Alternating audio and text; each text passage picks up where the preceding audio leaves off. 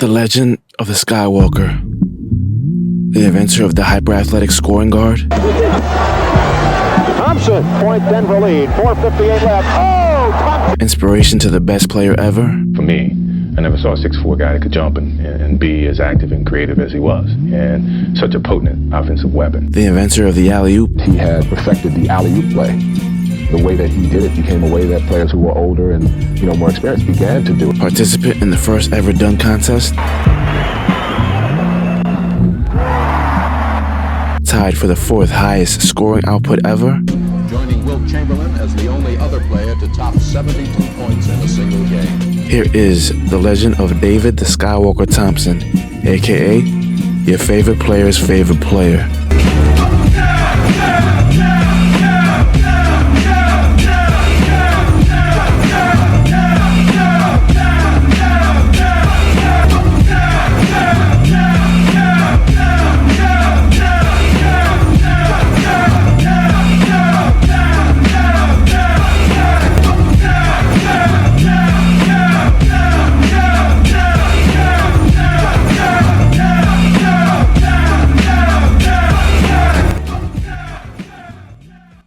David Thompson was born in rural Boiling Springs, North Carolina.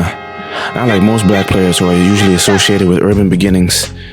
He started playing basketball when he was 5 years old, taught to him by his older brother, Valley Thompson Jr. They built their home court on dirt that they packed down. Michael Jordan is also a country boy from North Carolina who also played his older brother on a dirt floor court. I point out this coincidental similarity because David attests that having to jump off the dirt was really difficult, and he attributes his unreal leaping ability to having to adjust to the difficulty of leaping off of dirt. Maybe this was a secret as to why Jordan also was an unreal and natural jumper. When he was 13, he started to compete at his local college. Thompson attended Crest Senior High School, and he played for the school's varsity basketball team for 4 years. He starred in North Carolina Coaches Association East-West All-Star Basketball Game in 1971.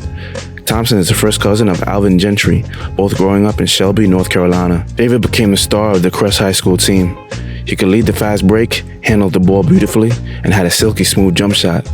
But most of all, David impressed everyone with his absurd athletic ability. His coach attests that he could get his elbow above the rim. He awed his peers with his hard work, known for working out like a football player mixed with a track athlete. He would work out every day, ran 3 miles a day, and would squat 125 pounds per leg and could do so for 25 straight reps. By his senior year in high school, he was a phenom. Recruited by North Carolina State, David Thompson quickly became a sensation. It was hard to be a North Carolina resident sports fan and not know who the SkyWalker was. He played an electrifying brand of basketball that was above the rim. During this time, freshmen could not play on the college varsity team. He played freshman and was the best freshman in the nation. By the time his sophomore year ended, he was the ACC Player of the Year and the Consensus College Player of the Year. As hard as this may be to believe, because of the dominance of Lou Alcindor, known today as Kareem Abdul-Jabbar, dunking was outlawed in college basketball during this time. This limitation helped him create an exciting new play in basketball. David Thompson had crafted, perfected, and all but invented the alley-oop. That's right, David Thompson, as well as North Carolina State, are essentially the inventors of the alley-oop play, literally playing the game above the rim. Talk about influential. The whole alley-oop term he created. He innovated the game in terms of playing above the rim. He had perfected the alley-oop play. The way that he did it became a way that players who were older and more experienced began to do it. It happened kind of by accident one day in practice. Everybody back in the day used to overplay, and I was going back door, and Monty threw a pretty high pass, and like it was going out of the gym, and I reached up and grabbed the ball and laid it into the basket. And Coach Sloan said, He led NC State to the proverbial David to the NCAA title past the Goliath, that being UCLA. It was a huge upset win that made him a national star. His senior year, he would lead his team to Final Four, but lose to North Carolina. David would finish his college career as the Eastman Kodak Player of the Year. David Thompson was such a college phenom, he was eligible to be the #1 draft pick in both the NBA and the ABA, but he chose the startup league, signing with the Denver Nuggets. The ABA was known for a fast pace, playground moves, athleticism, speed, and above-the-rim play. Thompson chose the ABA because of his game fit the style of the league, and he wanted to play against what he considered to be the best young talent in the startup league, such as Moses Malone, Artis Gilmore, George Gervin, and of course, Julius Erving. David Thompson electrified the league immediately, becoming the most dynamic leaper in the ABA. David Thompson made history participating in the first ever dunk contest with the likes of George Gervin and Dr. J. He made it to the final round where he went dunk for dunk with the Doctor, ultimately coming up short as Dr. J unveiled the first time ever free throw line dunk. David Thompson and Julius Erving would face off again as the Denver Nuggets and the New York Nets squared off in the ABA Finals. In 6 games, Dr. J would be the victor once again as the New York Nets would go on to defeat the Denver Nuggets. This would be the last ABA game ever played. Thompson and the Denver Nuggets would face a new challenge in the following season. Thompson's Nuggets, the Indiana Pacers, Gervin's Spurs, and Erving's Nets would be absorbed by the NBA in a merger. David was happy in the NBA and was averaging 26 points per game. David's spectacular play kept the Denver Nuggets #1 in attendance. Soon, the legend of Skywalker would be cemented in just one game. There would be about 300 people at Stapleton International Airport on the night of April 9th, 1978, all awaiting the Nuggets plane to arrive. They were there to greet David Thompson just hours after he had scored the franchise's greatest players, scored 73 points in a game at Detroit. And then there were all the fans, all present to immediately celebrate one of the greatest individual performances in NBA history. It was the final game of the 1977-78 season, and going into the game, one thing was already certain. The Nuggets were going to the playoffs, win or lose. Thompson, meanwhile, was in the thick of the NBA scoring race with San Antonio legend George the Iceman Gervin. The stage was set then for Thompson to have carte blanche to secure the scoring crown. Prior to the game, Nuggets coach Larry Brown asked Thompson if he wanted to, quote-unquote, go for it. Thompson shrugged it off. He'd proceed, however, the game flowed. He told Brown he'd not force anything just to win the scoring crown. Well, shots started falling fast. Thompson made his first 8 from the field. He hit from all angles, jump shots to alley-oop dunks. By the time the first quarter ended, Thompson had hit 13 of 14 from the field and made all 6 of his free throws. He poured in 32 points in the period, breaking Wilt Chamberlain's NBA record for points in a quarter. Thompson was on his way. The shots kept falling in the second quarter. Thompson put in 21 more points in that period to bring him to 53 in the first half. The Pistons, who desperately wanted to win what was at the last game of the arena, Cobo Arena, were forced to make major changes at halftime to be beaten. Detroit's solution? Throw everyone and everything at David Thompson. The Pistons defense, now fully tilted to stop Thompson, found some success in the third quarter. They held him to just 6 points, but that defensive success was short-lived. Thompson got right back on track in the fourth quarter, and the Nuggets needed every point he could provide.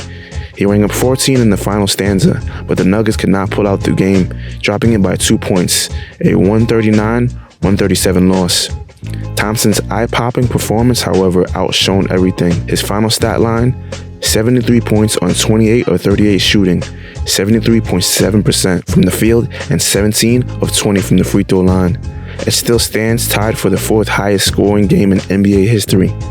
NBA great Bill Walton documentary on Thompson once said, "When you dream of the perfect basketball player, you visualize David Thompson." That one night in 1978, NBA could do nothing but agree. After seeing the star power of David, Denver Nuggets GM Carl Scheer quickly signed the free agent to a landmark deal, a 5-year, $4 million contract, $800,000 a year, which at the time was the highest contract in all team sports history, not just the NBA. To put this in perspective of how highly paid David had become, at the time, the highest paid player in the league was Kareem Abdul-Jabbar, who was already making $350,000 a year. David on a yearly basis would be making more than twice that, the highest paid player and the face of the league. He then dominated the 1979 All-Star Game, giving him the MVP. His spectacular play awarded him a lucrative sneaker endorsement with the 1970s popular tennis shoe company, Pony. Thompson married his longtime girlfriend then, Kathy Barrow. David Thompson was living the American dream, but the dream would slowly deteriorate. Things started to go downhill in the Mile High City. Coach Larry Brown quit abruptly and the team was in disarray. Carl Scheer, to the drastic detriment of the team, traded Bobby Jones for George McGinnis. The team chemistry was destroyed and Thompson was feeling the pressure. His life was never the same after the contract. Injuries started to take their toll. He started to get involved in nightlife and began working out less. He was succumbing to the pressure, escaping with, and indulging in drugs. Him and Ike, I saw how he got involved in the world of drugs. People would say, well, you have a player that's doing drugs, or you have a player that's been seen with questionable people, and I didn't want to believe it. And when it got real bad, I bring him in and we talk about it, and David was in denial. Drug use was very common in the league and in the country in general in the 1970s and early 80s. As the substance use continued, his game had slowly declined. Addiction set in and injuries piled up. After the high-priced product, that is David Thompson, declined, the Nuggets sought to unload the high-priced burden. David was traded to Seattle. His play was now just above average when tragedy and misfortune would occur. When out on a nightclub, Studio 54, a popular club frequented by high-caliber celebrities known for a place that people indulge in drugs and risque behavior, he got into a confrontation. The man pushed David down a flight of stairs. Falling down to the very bottom of the staircase, he tore the majority of the ligaments in his knee. The injury would ruin his career. David would never play in the NBA again. His NBA career over, estranged from his wife and children, Thompson would file for bankruptcy and return to his hometown in Shelby, North Carolina. David would look beyond the knee injury and reflect. The destructive path his life had taken. Basketball had been his life from 10 to 28. Without it, he lacked identity. A dark stint of depression, he found fulfillment with the church, reuniting with his wife and daughters and reconnected with his beloved alma mater, North Carolina State. In 1996, David Thompson was inducted into the Hall of Fame with longtime friend and opponent George Gervin. Later in his life, Thompson works with kids, teaching them basketball and, more importantly, about life. David would recapture the joy of his childhood by teaching the youth. The legend of the Skywalker lives on, and he was chosen by Sports Illustrated as one of the top 5 greatest college basketball players of all time. His style now become part of pop culture, inspiring many other explosive score-first guards, such as before-mentioned Michael Jordan. Inventor of the alley-oop, top 5 scoring performance ever, inspiration to generations. David SkyWalker Thompson, your favorite player's favorite player. If David had not had his problems, today we would be talking about him in the same breath that we talk about Michael Jordan and Julius Erving, because believe me, David Thompson was that kind of player. His style and ABA roots have become a part of pop culture. Keep that funk alive. Well, it's 1975 and we just be keeping the funk alive. Playing above the rim, David Thompson would influence the generations to follow. I think it elevated through the years. When it got to me, I took it another step, and now you got kids who are taking it even on a higher scale. So it's a little David Thompson in all of us.